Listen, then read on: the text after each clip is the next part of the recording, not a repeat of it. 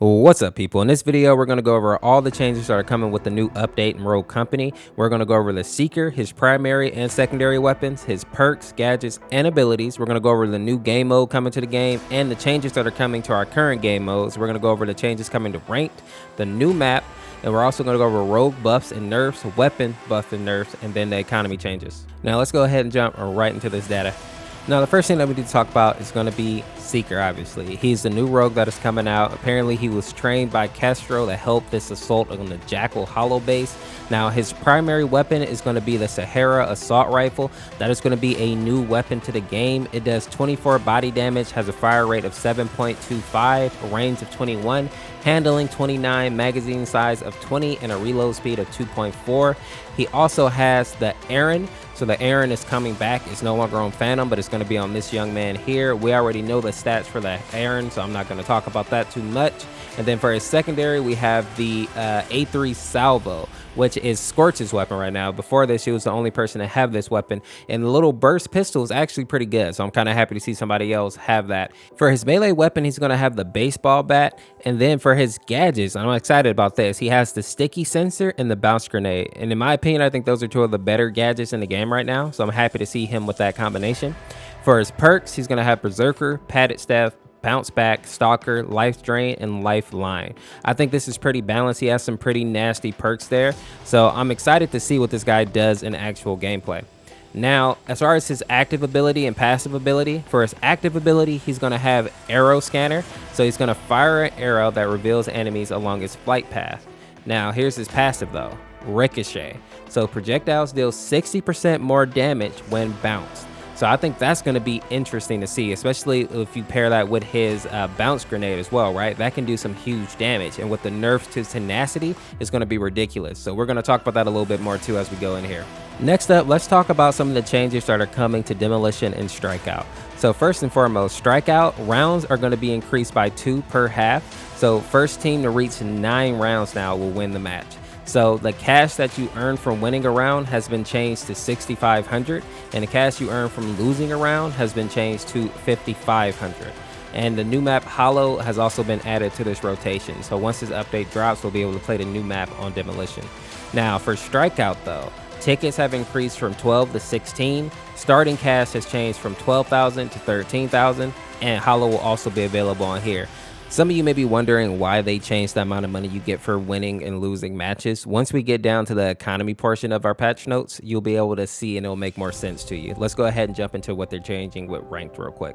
Now for ranked, there's not a huge thing coming to ranked. Basically, Glacier and Arena maps have been taken off the rotation. So now in ranked, you will not have to play on Glacier or on the Arena, which are two maps that people don't really love. So I kind of understand why they did that. The next thing that we need to talk about is the new limited time mode that is going to be coming called Assault. So this is a 4v4, and basically the attacking team will try to assault the active bomb site and plant the bomb. You have a limited amount of lives, so obviously you want to make sure that you're using tactics in order to get to that bomb site. Now, here are the actual rules of the game. So each game is a best of 7 rounds lasting up to 4 minutes per round. Teams will switch sides after 3 rounds. Both teams are going to have 12 respawns. There's a single site the attackers must plant and detonate the bomb, at which rotates each round. So if the bomb gets defused, it will reset and not end the round. If the bomb stays idle for 20 seconds without the attackers touching it, then it will reset. Now, here are the maps that are going to be available to play on here. So we're going to have High Castle, which I know is everybody's favorite, Forvalis, Lockdown, Vice, Windward, Skyfell, the Hollows, which is the new map, Canals, Icarus, Glacier, and Factories. Now, I've already talked about the new map Hollows a little bit, but here's the actual image of it, and here's the lore that kind of goes with it. So with the information discovered by Glitch, Rogue Company has located the Jackal's Hollow base. Built into an underground cavern in Southeast Asia, this top secret installation is preparing to launch a stealth weapon platform into space. Jackal must be stopped, but in order to do that, the rogues will face off against entrenched defenders among the caves and structures of the facility. Now, we know that this lore is to help set up the Assault game mode that is coming out, but I also feel like this is going to be a nice stepping stone for Rogue Company to actually put a PvE game mode into this game, because this background, this little bit of lore really helps kind of set the foundation for that. Now, let's go ahead and talk about the changes that are coming to rogues. Let's start off with Dahlia first. So the change that's coming to Dahlia is that she can no longer link to down friendly players. Now I thought that this was interesting because I feel like most people choose who they're going to link to while they're in the plane. So we'll see if this actually really affects the gameplay with Dahlia, but for right now, I don't think it's going to be that big of a deal.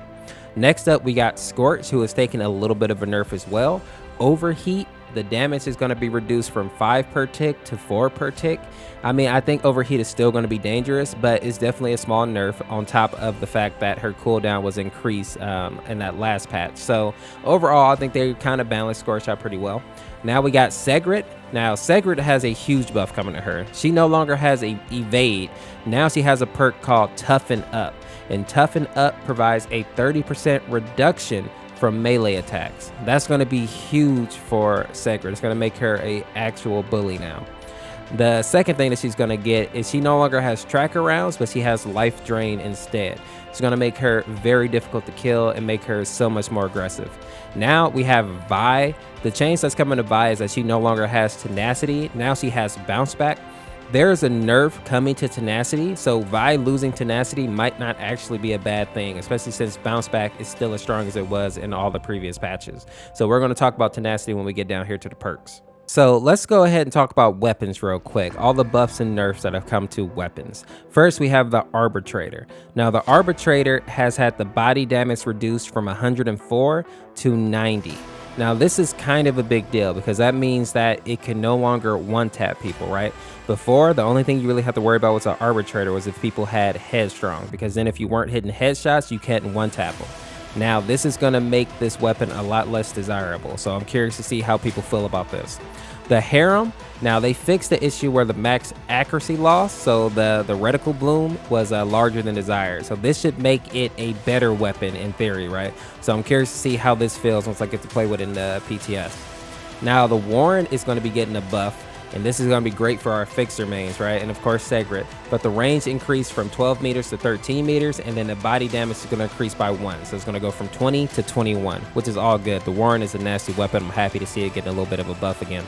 Now let's go ahead and talk about the economy and how the prices of items have changed a bunch. So first and foremost, a melee upgrade is now going to be 2,500. And some of the changes to gun cost is a big thing. So like the SMG is now going to be 7,000 instead of 8,000, and the shotguns are going to be 7,000 instead of 8,000. I think that's a very interesting change, but even more so than that, some of the gadgets have all been changed. And this is how I'm basically breaking it down. It seems like more utility items have their price reduced to about 3,000, while more vicious weapons or like killing items have had their price increased to 5K. So an example of this will be the adrenaline shot. So that has been reduced from 4K to 3K. But if you go down and look at the bounce grenade, it has been increased from 4K to 5K. And that trend pretty much stays consistent between like explosives and items that are more used for utility. Now, in my opinion, I think this is going to be an interesting change. I'm curious to see how people use this and how it changes the current meta in this game. So exciting changes. I'll link these notes down so you can actually look at all the changes that are actually happening with the different grenades and gadgets in general. But let's go ahead and take a look at some of the perks as well. Now perks are in the same type of situation as our gadgets. Perks that were used more for utilities, right? Like evade or shredder rounds. These are abilities that have had their price reduced, whereas things like life drain and tracker rounds or resupply, they have had their cost increased, and I think that's because they allow you to get kills easier. So I don't think this is a bad change necessarily. I think this will help with the balance, and since now the way that money works in the game has changed as well, I think they needed to fix this to make it balanced. I'm curious to see what this does to the meta though, because things are definitely going to change. Now the last thing I want to touch on here are just some quality of life changes. Now they have disabled the outline on enemies who eliminate you. So I think this will be good because I guess once people had died, they were still able to call out like where people may be going. So I think this will make that a little bit harder, right? Especially for those competitive games. Now they increased the mini-map coverage radius from 30 meters to 45 meters. They fixed the issue where controller players receive less vertical kick when aiming at an enemy. Now, when you're aiming, the mini map is now hidden, which I thought was interesting. And then consecutive crouches are now throttled to combat crouch spamming. So that one's interesting. In my comments, people have been complaining about that on both sides, right? So I'm curious to see what you guys think of that now. People, those are all the changes that are coming to Rogue Company. If you made it to the end, give me a peace, and let me know what you think of these changes. Thanks for watching. This is Orsa Course. Peace, peace, peace, peace, peace.